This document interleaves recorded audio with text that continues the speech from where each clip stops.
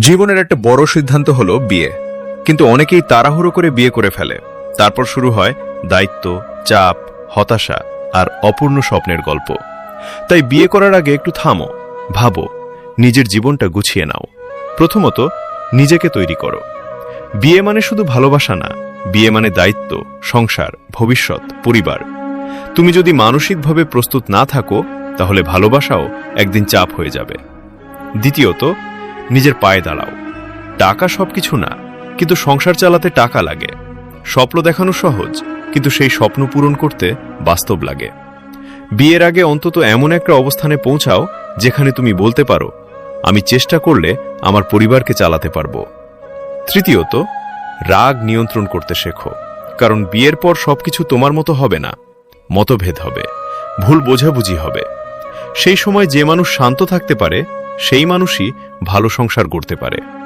চতুর্থত, পরিবারকে বোঝো। বিয়ে মানে শুধু দুজন মানুষের সম্পর্ক না, দুইটা পরিবারের সম্পর্ক।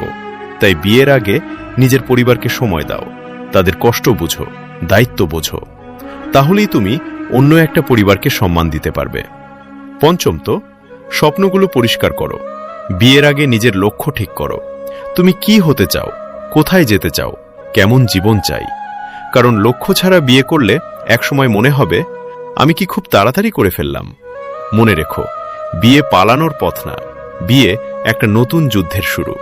তুমি প্রস্তুত হলে বিয়ে সুন্দর হবে, তুমি প্রস্তুত না হলে বিয়ে বোঝা হয়ে যাবে। তাই তাড়াহুড়ো না করে নিজেকে তৈরি করো, নিজের জীবন করো, তারপর একজন মানুষকে তোমার জীবনে আনো। কারণ সুখী সংসার ভাগ্য দিয়ে না, প্রস্তুতি দিয়ে তৈরি হয়।